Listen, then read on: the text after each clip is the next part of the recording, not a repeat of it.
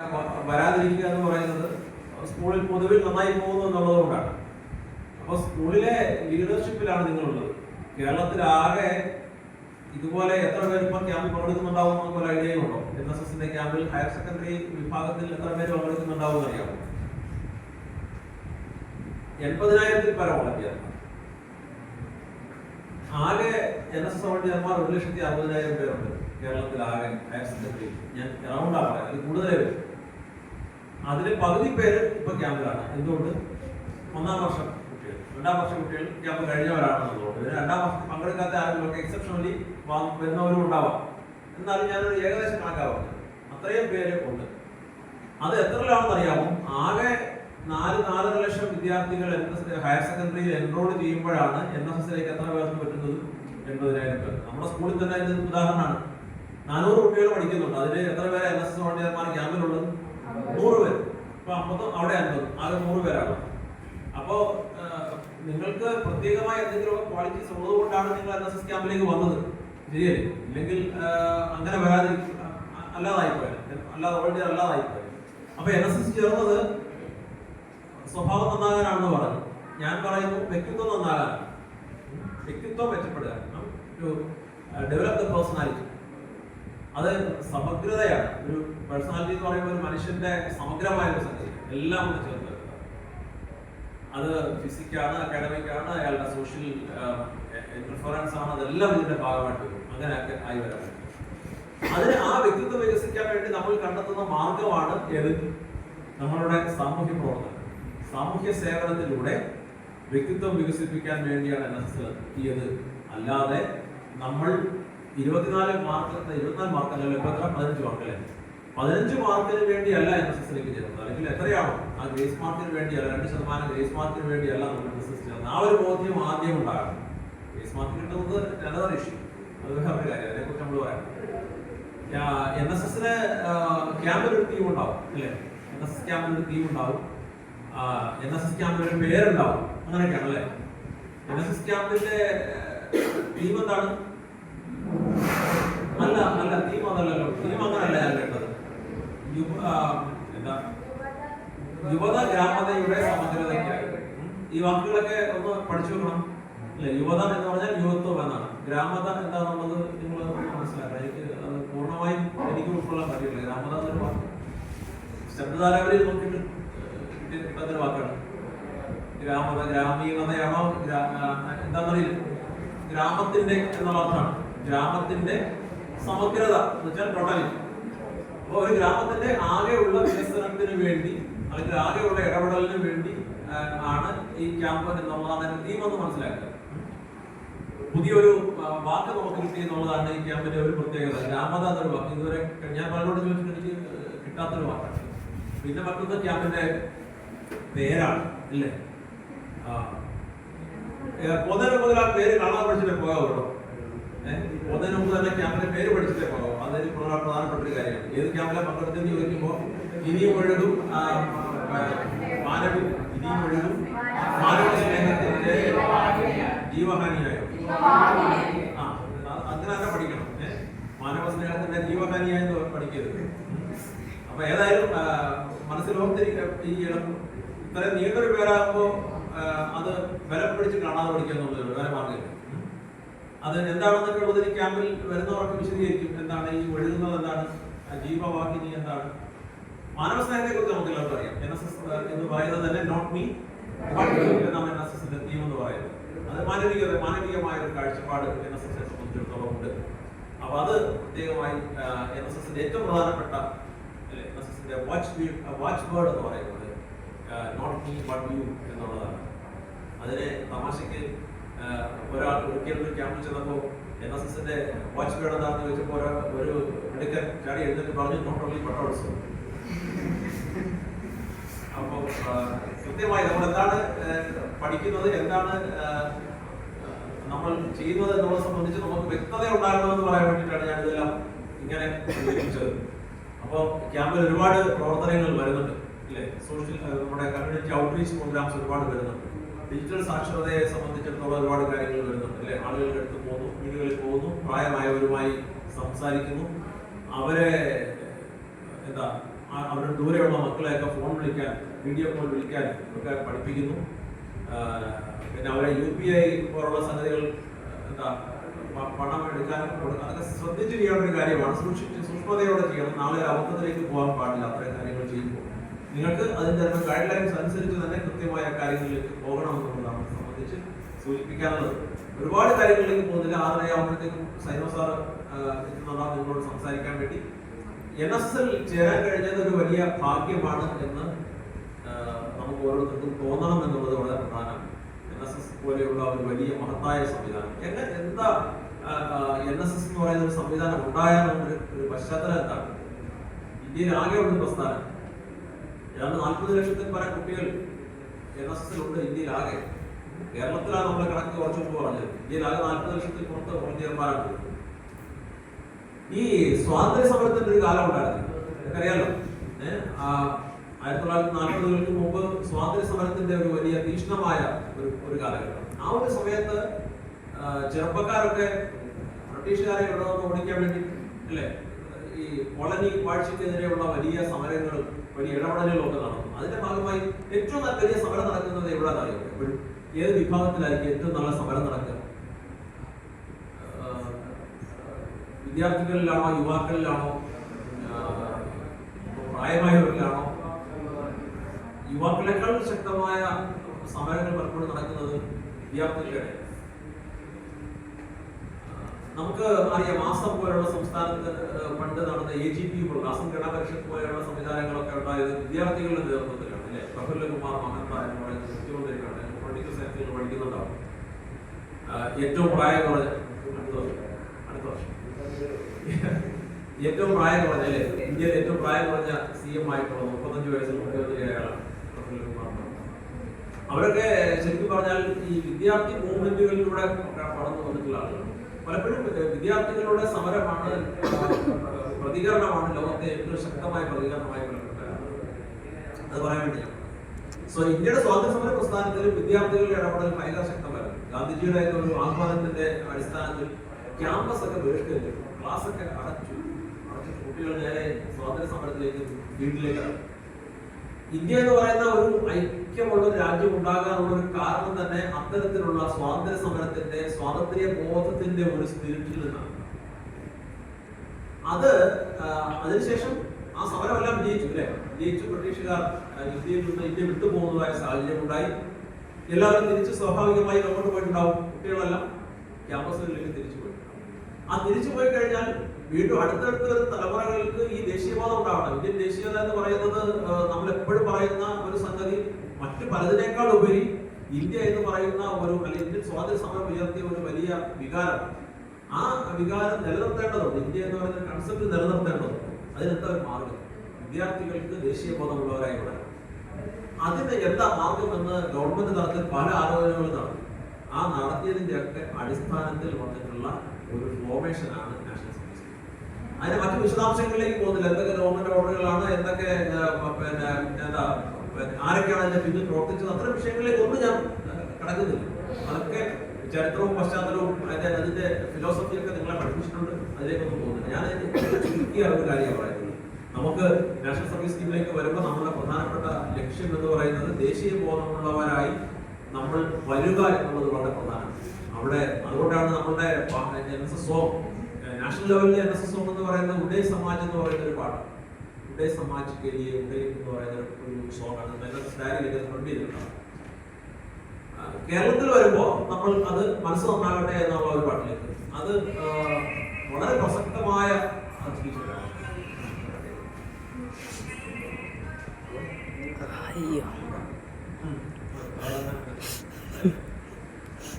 വളരെ പ്രസക്തമായ ഒരു പാട്ടെന്നുള്ള നിലയിൽ മനസ്സ് നന്നാകട്ടെ എന്നുള്ള പാട്ട് കേരളത്തിലെ ചെറുപ്പക്കാർ ആകെ ഏറ്റെടുത്തിട്ടുള്ള ഒരു പാട്ടാണ്. പലപ്പോഴും നിയമസഭയിൽ പോലും അത് ചർച്ച വന്നിട്ടുണ്ട്.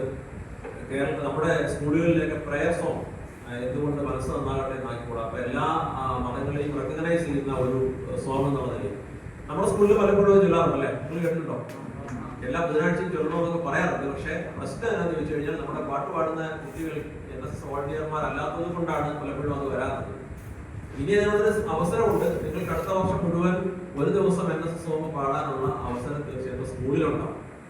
അത് എല്ലാ പ്രേയറിനോടും ഒപ്പം ആഴ്ചയിൽ ഒരു ദിവസമെങ്കിലും അത് പാടാൻ നിങ്ങൾ തയ്യാറായാൽ, നിങ്ങൾ 2-3 കുട്ടികൾ പാട്ട് പഠിച്ച് തയ്യാറായാൽ നിങ്ങൾക്ക് തീർച്ചയായിട്ടും എല്ലാ ആഴ്ചയിലും അത് പാടാനുള്ള അവസരം ഉണ്ടാവും. അതൊരു നല്ലൊരു കാര്യമാണ്. അപ്പൊ ഞാൻ പറഞ്ഞു വന്നത്, ജാതി മത ചിന്തകൾക്കപ്പുറത്ത് നമുക്ക് മനുഷ്യരെ കാണാൻ പറ്റൂ എന്നുള്ളത് വളരെ പ്രധാനമാണ്. എല്ലാ മതങ്ങളും ഒരുമിച്ച് ചേർന്ന് ജീവിക്കുന്ന ഒരു രാജ്യമാണ് നമ്മുടെ. ഇല്ല, എല്ലാ മതങ്ങളും, ലോകത്തിൽ എത്ര മതങ്ങളുണ്ടോ ആ മതങ്ങളെല്ലാം എവിടെയുണ്ട്?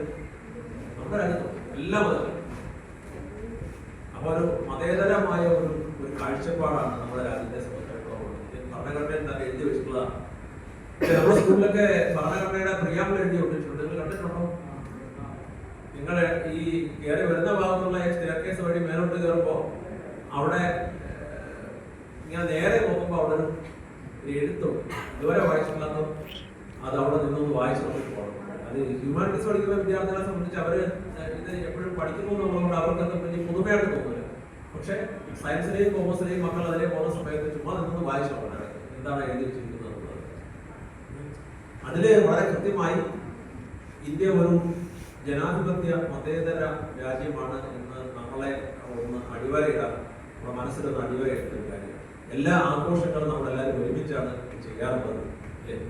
അത് ഓണം നമ്മളെല്ലാവരും ഒരുമിച്ച് ആഘോഷിക്കും, പെരുന്നാളുകളെല്ലാം നമ്മൾ ഒരുമിച്ച് ആഘോഷിക്കും. ഇല്ല, നിങ്ങൾ അങ്ങോട്ടും ഇങ്ങോട്ടും വീടുകളിൽ വിരുന്നിലൊക്കെ പോകാറില്ലേ? ജാതി മതമൊക്കെ നോക്കിയിട്ടാണ് നമ്മൾ പോകാറ്.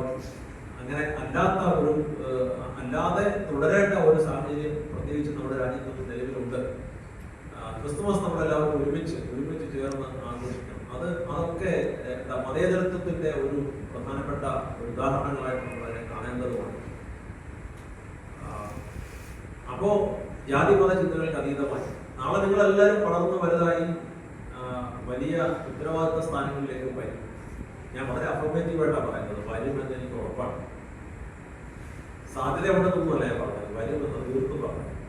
അതിനൊരു കാരണമുണ്ട്. എന്തുകൊണ്ടെന്നാൽ NSSൽ വന്നിട്ടുള്ള വോളണ്ടിയർമാർ ഒരാൾ പോലും ഇതുവരെ മറ്റൊരു തരത്തിലേക്ക് മാറിയിട്ടില്ല എന്നുള്ളതാണ് ഇതുവരെയുള്ളത്. NSSനെ കുറിച്ച് പഠനങ്ങളൊക്കെ ഉണ്ടായിരുന്നു. NSS വോളണ്ടിയർമാരെ കുറിച്ച് PhD തീസിസ് വരെ ഉണ്ടായിരുന്നു. അതില് നമ്മുടെ ഹയർ സെക്കൻഡറി തന്നെ ഒരു അധ്യാപകൻ നടത്തിയൊരു പഠനത്തിൽ 10 വർഷത്തെ NSS വോളണ്ടിയർമാർ ഇപ്പം എന്താണ് എന്നൊരു പഠനം നടത്തി. അതില് എടുത്ത സാമ്പിളിലുള്ള സാമ്പിളൊക്കെ അറിയാലല്ലേ, സാമ്പിൾ സമയം, അതില് വന്നിട്ടുള്ള മുഴുവൻ വിദ്യാർത്ഥികളും ഇന്ന് ഏതെങ്കിലുമൊക്കെ ഉത്തരവാദിത്തപ്പെട്ട സ്ഥാനങ്ങളില്ല. വലിയ അധികാര സ്ഥാനത്ത് എന്നല്ല ഞാൻ പറഞ്ഞത്. അധികാരവും എന്താണ്? ഉത്തരവാദിത്തം. Power is also A responsibility. നിങ്ങൾക്കൊരു അധികാരം തരുന്നത് എന്തിനാണ്? ചില ഉത്തരവാദിത്തങ്ങൾ ചെയ്യാൻ വേണ്ടിയിട്ടാണ്, ചില കടമകൾ നിറവേറ്റാൻ വേണ്ടിയിട്ടാണ്. അപ്പൊ അതിന്റെ ഭാഗമായി നിങ്ങളെല്ലാവരും ഏതെങ്കിലുമൊക്കെ ഉത്തരവാദിത്തപ്പെട്ട സ്ഥാനങ്ങളിലേക്ക് എത്തപ്പെടും. അവിടെ എത്തപ്പെടുമ്പോൾ നിങ്ങളുടെ അടുത്തേക്ക് ഒരുപാട് പേര് വരും. എന്തൊക്കെയാകാം? നിങ്ങൾ ഒരുപക്ഷെ നിങ്ങൾ നല്ല അഡ്വക്കേറ്റ്സ് ആവും, നിങ്ങൾ നല്ല ഡോക്ടർമാരാകും, നല്ല എഞ്ചിനീയേഴ്സ് ആവും, നല്ല ടീച്ചേഴ്സ് ആവും, നല്ല കൃഷിക്കാരാകും. മോശമാണ് കൃഷി, മോശമല്ലോ. അതുകൊണ്ടുണ്ടെങ്കിൽ മുന്നോട്ട് പോകാൻ പറ്റും. നല്ല രാഷ്ട്രീയക്കാരാവും, അല്ലേ? സിവിൽ സർവീസ് ഒക്കെ രാജിവെച്ചിട്ട് രാഷ്ട്രീയത്തിലേക്ക് ഇറങ്ങിയ ആളുകൾ നിങ്ങൾക്ക് അറിയാലോ, അല്ലേ? ഈ അടുത്ത സമയത്ത് കണ്ണൻ ഗോപിനാഥ് അൽഫോൺസൊക്കെ റിട്ടയർ ചെയ്തതിനു ശേഷം അല്ലെങ്കിൽ അങ്ങനെ റിട്ടയർ ആകാറാവുമ്പോൾ വന്നിട്ടുള്ളവരല്ലേ. അല്ലാതെ ചെറുപ്പക്കാരായിട്ട് സിവിൽ സർവീസ് കിട്ടിയിട്ട് അത് വേണ്ടാന്ന് വെച്ചാൽ രാഷ്ട്രീയത്തിലേക്ക് ഇറങ്ങിയിട്ടുള്ള ആളുകളുണ്ട്. രാഷ്ട്രീയം മോശമാണ്, ഒരിക്കലും അല്ല. കാരണം വെച്ചാൽ നല്ല രാഷ്ട്രീയക്കാർ ഉണ്ടാകേണ്ട ഒരു സാഹചര്യം കൂടി ഇപ്പൊ നിലവിലുണ്ട്. രാഷ്ട്രീയം നിങ്ങളെ ഭരിക്കുന്നത്, അല്ലേ? ഒരിക്കൽ കൻഷറാമിനെ നമുക്ക് അറിയാം. കൻഷറാം എന്ന് പറയുന്ന ബഹുജൻ സമാജ്വാദി പാർട്ടിയുടെ നേതാവാണ്. ഇതിൽ അറിയപ്പെട്ട ഒരു ദളിത് നേതാവാണ് കൻഷറാം. കൻഷറാം ഇതൊരു കോളേജിൽ ഒരു പ്രോഗ്രാം ഉദ്ഘാടനം ചെയ്യാൻ ചെല്ലുമ്പോൾ കൻഷറാമിന് സ്വാഗതം പറഞ്ഞ ഒരു പെൺകൊച്ചുണ്ടായിരുന്നു. വളരെ ഭംഗിയായി സ്വാഗത പ്രസംഗമൊക്കെ പറഞ്ഞു. ഈ ഉദ്ഘാടനം കഴിഞ്ഞതിന് ശേഷം കൻഷറാം ആ കുട്ടിയെ വിളിച്ചിട്ട് പറഞ്ഞു, നിനക്ക് എന്താണ് ആകാൻ ആഗ്രഹം എന്ന് ചോദിച്ചു. അപ്പൊ ആ കുട്ടി പറഞ്ഞു, ഞാൻ ഒരു സിവിൽ സർവന്റ് ആകണം, IAS ആകണമെന്നാണ് എന്റെ ആഗ്രഹം. അപ്പൊ കൻഷറാം തിരിച്ചു ചോദിച്ചു, IAS നിന്റെ മുമ്പിൽ ഒബീഡിയൻസിൽ വന്നു നിൽക്കുന്ന ഒരാളായി നിന്നെ എനിക്ക് മാറ്റാൻ കഴിയും. നീ എന്റെ കൂടെ കൂടണം, എന്റെ രാഷ്ട്രീയത്തിൽ വിശ്വസിച്ച് എന്റെ കൂടെ വരണം എന്ന് പറയും. കൻഷറാമിന്റെ ഒരു കരിസ്മയിൽ വലിയ താല്പര്യം തോന്നിയ ആ കുട്ടി അവിടെ നിന്നും കൻഷുറാമിന്റെ അനുയായിയായിട്ട് രാഷ്ട്രീയത്തിൽ ഇറങ്ങി. അവരവസാനം UP യുടെ മുഖ്യമന്ത്രി വരെയായി മാറി. പേര് മായാവതി. അപ്പോ അവരൊരു പക്ഷേ മായാവതി നമ്മുടെ കൂടെ ചർച്ച ചെയ്യാനുള്ള കാരണം എന്തുകൊണ്ടാണ്? അവർ ഒരു രാഷ്ട്രീയത്തിലേക്ക്, അവരുടെ രാഷ്ട്രീയ ബന്ധമായിട്ടുണ്ട്, നമ്മുടെ വിഷയമല്ല, പക്ഷെ ആ ഒരു മേഖലയിലേക്ക് അവർ കടന്നു വന്നത് കൊണ്ടാണ് അവരെ ഇന്ന് രാജ്യം അങ്ങനെ ശ്രദ്ധിക്കുന്ന ഒരു ദളിത് വിഭാഗത്തിന്റെ നേതാവായി അവർ മാറാനിടയായി. അപ്പൊ നിങ്ങൾക്ക് അങ്ങനെ താല്പര്യമുള്ളവരാണെങ്കിൽ തീർച്ചയായിട്ടും ആ മേഖലയിലേക്ക് നിങ്ങൾക്ക് പോകാൻ കഴിയും. അവിടെ ഉത്തരവാദിത്തമുള്ള മനുഷ്യരായി മാറാൻ പറ്റണം. നിങ്ങളുടെ അടുത്തേക്ക് ഒരുപാട് മനുഷ്യർ വരും, പല ആവശ്യങ്ങളുമായിട്ട് വരും. അവരുടെ ജാതി ഏതാണ്, അവരുടെ മതം ഏതാണ്, അവരുടെ നിറം ഏതാണ്, അവരുടെ എത്നിസിറ്റി ഏതാണ് എന്നൊന്നും പരിശോധിക്കാതെ അവരെ മനുഷ്യരായി കാണാൻ കഴിയുന്നുണ്ടെങ്കിൽ അത് വളരെ പ്രധാനപ്പെട്ട ഒരു കാര്യമാണ്. അങ്ങനെ കാണാൻ ശീലിപ്പിക്കുക എന്നുള്ളതാണ് NSSന്റെ ഏറ്റവും പ്രധാനപ്പെട്ട ഒരു കാര്യം. അതിന്റെ തുടക്കം നിങ്ങളുടെ MD സ്കൂളിലെ ക്യാമ്പസിൽ നിന്ന് സ്റ്റാർട്ട് ചെയ്യേണ്ടത്. ഞാൻ എപ്പോഴും ഉപയോഗിക്കുന്ന ഒരു വാക്ക് NSS വോളണ്ടിയർമാർ ക്യാമറകളാകണം. നമ്മുടെ സ്കൂളിൽ പലയിടത്തും ക്യാമറ വെച്ചിട്ടുണ്ട്. ആ ക്യാമറ മുഴുവൻ ഫീഡ്ബാക്ക് വരുന്നത് എൻ്റെ മുമ്പിൽ വരുന്നുണ്ട്. ഞാൻ അതങ്ങനെ വല്ലപ്പോഴും നോക്കാറുണ്ട്, എന്തൊക്കെയാണ് എവിടൊക്കെയാണ് സംഭവിക്കുന്നത് എന്ന് നിങ്ങൾക്കറിയാം. അതുകൊണ്ട് തന്നെ നിങ്ങൾ ചില ആളുകളെങ്കിലും ക്യാമറ നോക്കിയിട്ട് മാറിപ്പോകുന്നതും ഞാൻ കാണാറുണ്ട്. അവിടെ നിന്നാൽ പ്രശ്നമാണ്, അങ്ങോട്ട് മാറാം എന്ന് പറയുന്നത് കാണാറുണ്ട്. അതൊക്കെ നമുക്ക് കൃത്യമായിട്ട് മനസ്സിലാവും.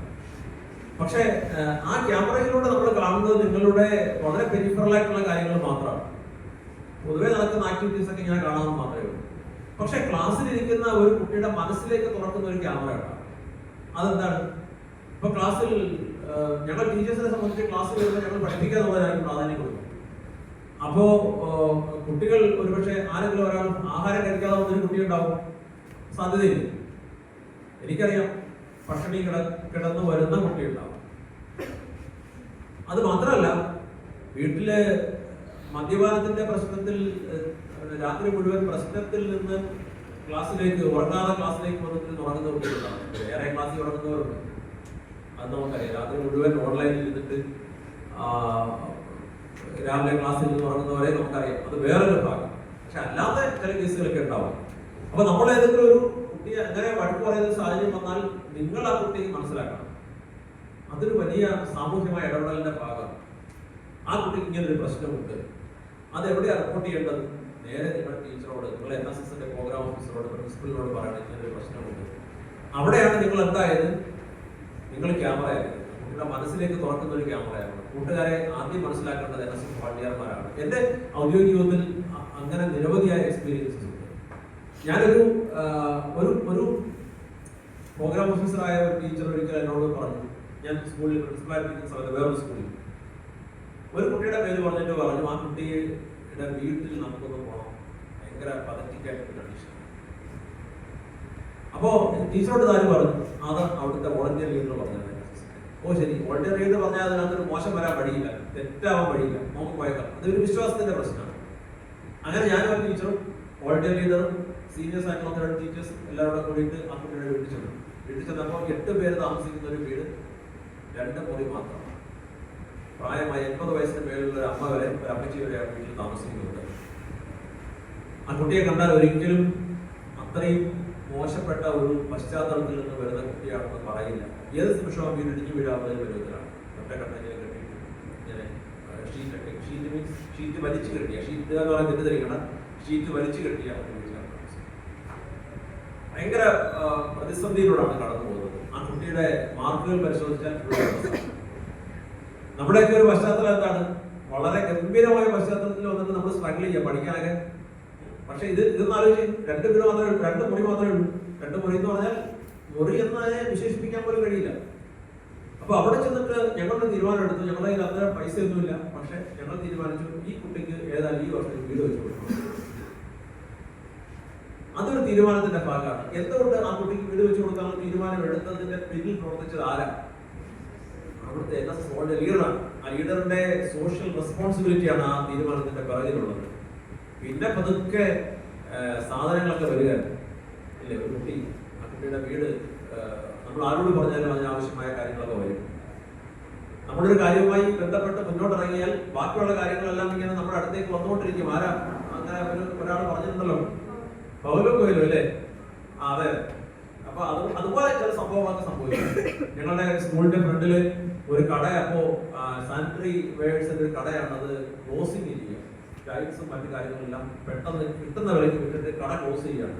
അപ്പൊ സ്വാഭാവികമായിട്ട് നമ്മൾ അവരോട് പോയി പറയും ഇങ്ങനെ ഒരു സംഗതി കൊണ്ട് കുറച്ച് സാധനങ്ങൾ അങ്ങോട്ട് കൊടുത്തോടെ, അവരാ വീട്ടിലേക്ക് ആവശ്യമായ മുഴുവൻ ടൈലും മുഴുവൻ സാനിറ്ററി വെയർസും കേട്ടത്. പ്രശ്നം കഴിഞ്ഞാലും ഒരു കട്ട കമ്പനിയിൽ പോയിട്ട് ഇങ്ങനൊരു കേസാണെന്ന് പറഞ്ഞു, അവർ വീട്ടിനാവശ്യമായ കട്ട മുഴുവൻ ഫ്രീ ആയിട്ടാണ്. ഒരു പാറക്കോടിക്കാരനോട് പോയി, അയാളോട് പറഞ്ഞു ഫൗണ്ടേഷന് വേണ്ടുന്ന സാധനം തരണമെന്ന് പറഞ്ഞു, അയാൾ ഫ്രീ ആയിട്ട് ഇറങ്ങി. വേറെ ഒരു ആശ്രമത്തിൽ, ക്രിസ്ത്യൻ ആശ്രമത്തിൽ ഒരു കെട്ടിടം പൊളിച്ചതിന്റെ ഭാഗമായി കുറെ കട്ടളകളൊക്കെ അടുക്കി വെച്ചിട്ടുണ്ടായിരുന്നു. അത് ഞാൻ എന്റെ ശ്രദ്ധയിൽപ്പെട്ടു, ഞങ്ങൾ പോകുന്ന ടീച്ചേഴ്സിലേക്ക് ശ്രദ്ധയിൽപ്പെട്ടു. അവിടെ പോയി ചോദിച്ചു ഇങ്ങനൊരു കേസാണ് തരണമെന്ന് പറഞ്ഞു, കട്ടളെല്ലാം ഫ്രീ ആയിട്ട് തന്നു. അങ്ങനെ പതുക്കെ ഈ സംഗതികൾ സാധനങ്ങളെല്ലാം ഒന്നും പിന്നെ ചെയ്യാനുള്ള പൈസ കുറച്ച് പേര് തന്നു. അതുകൂടാതെ 500 സ്ക്വയർ ഫീറ്റ് താഴെയുള്ള വീട് 10 ദിവസം ഫ്രീ ആയി ജോലി എടുക്കാൻ തയ്യാറുള്ള ഒരു ടീമിനെ ആ സമയത്ത് കിട്ടി. അവരുടെ ജോലിയുടെ ഭാഗമായിട്ട് അവർ ഇത്തരത്തിൽ 500 സ്ക്വയർ ഫീറ്റ് ഉള്ള വളരെ ഡൗൺ ആയിട്ടുള്ള മനുഷ്യർക്ക് വീട് അവർ ഫ്രീ ആയിട്ട് ചെയ്തു കൊടുക്കുന്നു. അപ്പൊ അവരുടെ ആ സർവീസ് കൂടി ഉപയോഗപ്പെടുത്തി. പിന്നെ NSS വോളണ്ടിയർമാർ, നിങ്ങൾ പോകുന്നുണ്ടല്ലോ വീടിന്റെ പണിക്ക് വേണ്ടിയിട്ട് അടുത്ത ദിവസങ്ങളിൽ പോകുന്നുണ്ടല്ലോ. അപ്പൊ ഇതൊക്കെ നിങ്ങളുടെ മനസ്സിലുണ്ടാവണം. വളരെ വേഗം ആ വീട് പൂർത്തീകരിച്ചു. ഞാൻ ആ സ്കൂളിൽ നിന്നും പ്രോഗ്രാം കോർഡിനേറ്ററായി പോയി കഴിഞ്ഞപ്പോൾ തന്നെ, ഏതാണ്ട് ഓഗസ്റ്റ് മാസം ഞാൻ പോകുന്നു, സെപ്റ്റംബർ ഒക്ടോബർ മാസം ആ വീട് പൂർത്തീകരിക്കുന്നു. ആ വീടിന്റെ താക്കോല് ഹാൻഡ് ഓവർ ചെയ്യുന്നു. വളരെ ഗംഭീരമായിട്ട്. ഇത് അതിന്റെ കാരണം ആ കുട്ടിയുടെ ജീവിതത്തിൽ ഒരിക്കലും പറഞ്ഞില്ല. ആ കുട്ടി ആരായിട്ട് മാറും? നാളെ വലിയ സാമൂഹ്യ പ്രതിബദ്ധതയുള്ള കുട്ടിയായിട്ട് മാറും. വീടില്ലാത്തവർക്ക് വീട് കൊടുക്കണമെന്ന് തോന്നൽ ആ കുട്ടിക്കുണ്ടാവും. ഇങ്ങനെ മനുഷ്യരിലേക്ക്, മനുഷ്യരുടെ മനസ്സിലേക്ക് ടച്ച് ചെയ്യുന്ന നിരവധിയായ പ്രവർത്തനങ്ങൾ നമുക്ക് NSSന്റെ ഭാഗമായി ചെയ്യാൻ കഴിയും. ഓരോ വർഷം തനതായിട്ടുള്ള നിരവധി പ്രോഗ്രാംസ് ഉണ്ടാകും. ഇല്ലേ, കഴിഞ്ഞ വർഷം ജെൻഡർ വളരെ പ്രധാനപ്പെട്ട ഒരു പ്രോഗ്രാമാണ്. ഈ വർഷം ജെൻഡറിനെ കുറിച്ച് ഞാൻ കണ്ടില്ല. എന്താ gender? What is the difference between gender and sex? Gender and sex. രണ്ടും ഒന്നല്ല വ്യത്യാസം. അപ്പോൾ അതിനെക്കുറിച്ച് വിശദമായി നമ്മൾ പഠിക്കുന്നുണ്ടാവും. The sociological concept of masculinity and femininity. Masculine, feminine എന്ന് പറയുന്നത് നമ്മൾ സെക്സ് എന്ന രൂപത്തിൽ പറയുമെങ്കിലും ജെൻഡർ ആവുമ്പോൾ അതിനൊരു സാമൂഹ്യപരമായ ഒരു കാഴ്ചപ്പാട് കൂടിയുണ്ടാവും. അതൊരു പ്രത്യേക വിഷയമാണ്, നമ്മൾ കുറേയേറെ സമയം എടുക്കേണ്ട കേസാണെന്നുള്ളതുകൊണ്ട് ഞാൻ അതിലേക്ക് പോകുന്നതേയില്ല. പക്ഷെ ജെൻഡർ ഈക്വാലിറ്റി നമ്മുടെ സമൂഹത്തിൽ ഏറെ ആവശ്യമായി വേണ്ട ഒരു കാര്യമാണ്. ഞാൻ വളരെ ലളിതമായി നിങ്ങളോട് ചില കാര്യങ്ങൾ ചോദിക്കാം. വീട്ടിലെ പെൺകുട്ടിയാണെങ്കിൽ ഇപ്പം അത്രയൊന്നുമില്ല, എനിക്കൊരു മോളുണ്ട്. അതുകൊണ്ട് അവളുടെ കയ്യിൽ ഞാൻ ചില പാഠങ്ങളൊക്കെ പഠിക്കാം. ഈ പെൺകുട്ടിയാകുമ്പോ പണ്ട് കാലത്ത്, ഞങ്ങളുടെയൊക്കെ കാലത്തും അല്ലെങ്കിൽ ഒരു 10 വർഷം മുമ്പും ഒക്കെ പറയുമായിരുന്നു ഇത്ര ഉറക്കം സംസാരിക്കേണ്ട, കാരണം ഈ ഒരു പെൺകുട്ടിയല്ലേ, ഇത്രയും വേഗത്തിൽ ഓടണ്ട, അതൊക്കെ ഓടിയാൽ മതി. ഇപ്പൊ നിങ്ങളോട് അങ്ങനെ പറയാറുണ്ടോ ആരെങ്കിലും? ഇല്ല, കാലം കുറച്ച് മാറി. പണ്ട് കുറച്ചുകൂടെ റെസ്ട്രിക്ഷൻ ഉണ്ടായിരുന്നു. അങ്ങോട്ട് നോക്കാൻ പാടില്ല, ഇങ്ങോട്ട് വരാൻ പാടില്ല, അവരോട് മിണ്ടാൻ പാടില്ല, ഇയാളോട് മിണ്ടാൻ പാടില്ല, ഇങ്ങനെ പറഞ്ഞുകൊണ്ടിരിക്കും. അതല്ല, ഒരു ജെൻഡർ ഈക്വാലിറ്റി എന്ന കാഴ്ചപ്പാട്. ഇതിന്റെ കോഴ്സ് എടുക്കാവും. സ്ത്രീകൾക്കായി പ്രത്യേകമായ കുറെ കോഴ്സുകളൊക്കെ ഞാൻ മാറ്റി വെച്ചിട്ടുണ്ട്. എല്ലാ കോഴ്സുകളും സ്ത്രീകൾക്ക് പറ്റിയതല്ല എന്ന കാഴ്ചപ്പാട്. അങ്ങനെ അതൊക്കെ മാറിയിട്ട് സമൂഹത്തിൽ സ്ത്രീയെ ഒരു വ്യക്തിയായി കൃത്യമായി കാണാൻ കഴിയുന്നതായ ഒരു സാഹചര്യം, മനുഷ്യാവകാശങ്ങളുള്ള ഒരാളാണ് എന്ന് കൃത്യമായി പറയാൻ കഴിയും. സ്ത്രീക്കെതിരെയുള്ള എന്ത് അട്രോസിറ്റി വന്നാലും അതിനെതിരെ ശക്തമായി പ്രതികരിക്കാനുള്ള ശേഷി ഉണ്ടാവും. ഇന്ന് അതൊക്കെ ഉണ്ടാകുന്നുണ്ടല്ലേ. ഇപ്പോ ചില സിനിമാ ഫീൽഡിലൊക്കെ ഉണ്ടായ കേസുകളുമായി ബന്ധപ്പെട്ട, ശിക്ഷാവിധികളുമായി ബന്ധപ്പെട്ടൊക്കെ നമുക്ക് അത്തരം വിഷയങ്ങളോട് എങ്ങനെയാണ് അവർ പ്രതികരിച്ചത്, ആ നടി എങ്ങനെ പ്രതികരിച്ചു എന്നൊക്കെ ഉള്ളത് വളരെ പ്രധാനമാണ്. ഇന്നത്തെ ചെറുപ്പക്കാർക്കൊക്കെ ആകെ വഴികാട്ടിയായിട്ടാണ് അത്തരം സംഗതികളൊക്കെ മനസ്സിലാക്കുന്നത്. ആ ഒരു ലെവലിലേക്ക് പോകണമെങ്കിൽ സ്കൂളിൽ പഠിക്കുന്ന കാലത്ത് തന്നെ ജെൻഡർ ഈക്വാലിറ്റിയെ സംബന്ധിച്ച് വ്യക്തമായ കാഴ്ചപ്പാടുണ്ടാകണം. ചിലപ്പോൾ മതങ്ങൾ അടക്കം ഒരു ജെൻഡർ ഡിസ്ക്രിമിനേഷൻ പലപ്പോഴും കൊടുക്കാറുണ്ട്, അതൊക്കെ നമുക്ക് അറിയാം. പക്ഷെ അതിനൊക്കെ അപ്പുറത്തേക്ക് ചില കാഴ്ചപ്പാടിലേക്ക് നമ്മുടെ സമൂഹം മാറേണ്ടതുണ്ട്, കുറച്ചുകൂടെ പ്രോഗ്രസീവായി. ഇല്ലേ, പലതേ തിരിച്ച് നമ്മൾ ഇവിടെ വരെ എത്തിയിട്ടുള്ളത്. മതപരമായ പല ടാബൂസിനെയും പല സമയത്തും എതിർക്കേണ്ടതുപോലെ എതിർത്തും ഒക്കെയാണ് നമ്മൾ ഈ ലെവലിലേക്കൊക്കെ എത്തിയിട്ടുള്ളത്. അന്ധവിശ്വാസങ്ങളെയും അനാചാരങ്ങളെയും ഒക്കെ എതിർത്ത് തന്നെയാണ് എത്തിയിട്ടുള്ളത്. ഞാൻ മതത്തിനെതിരെ അല്ല സംസാരിക്കുന്നത്.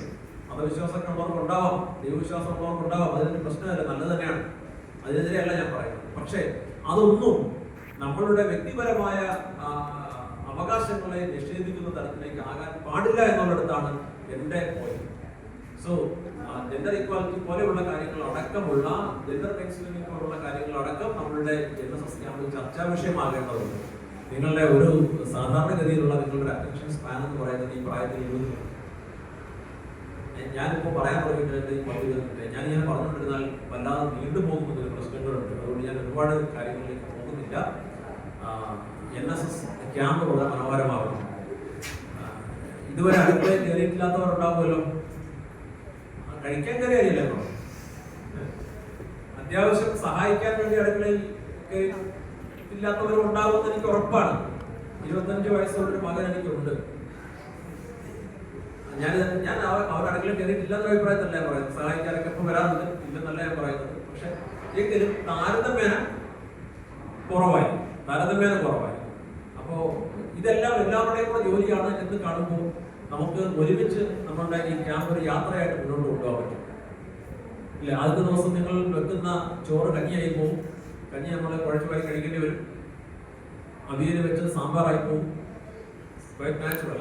അതെല്ലാം നമ്മൾ തന്നെ വെച്ച് കഴിക്കുമ്പോൾ അതിനൊരു സന്തോഷമുണ്ട്. അപ്പോൾ ആ രീതിയിൽ ക്യാമ്പിന്റെ ഭാഗമായി നിങ്ങളെ സഹായിക്കാനൊക്കെ ആളുകളൊക്കെ ഉണ്ടാവും, അത് വേറെ കാര്യം. പക്ഷെ എന്നാലും നിങ്ങളുടെ അടുക്കളയിൽ നിങ്ങളുടേതായ ജോലിയുടെ ഭാഗമായി ക്യാമ്പിന്റെ ഭാഗമായി പോകും.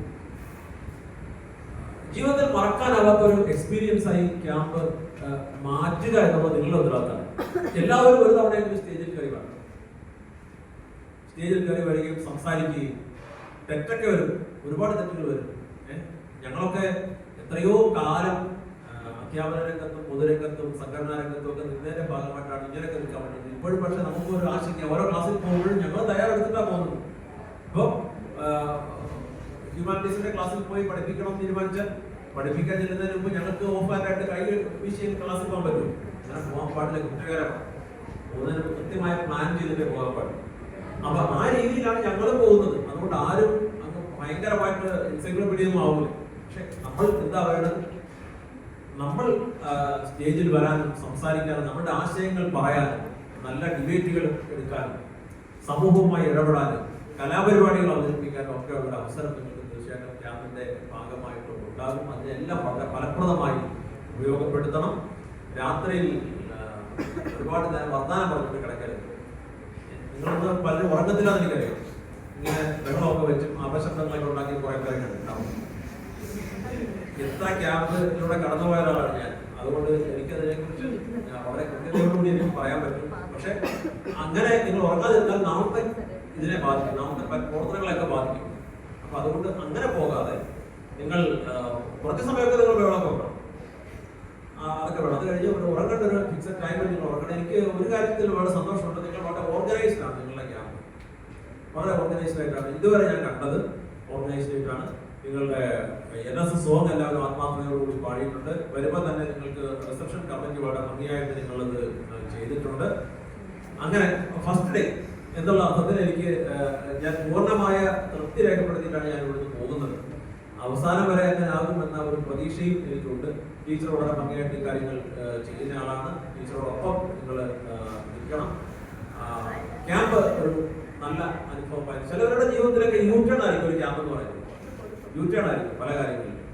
നമ്മുടെ പല കാഴ്ചപ്പാടുകൾ മാറ്റാൻ ക്യാമ്പ് ഒരു പക്ഷേ ഉപയോഗപ്പെടുത്താം.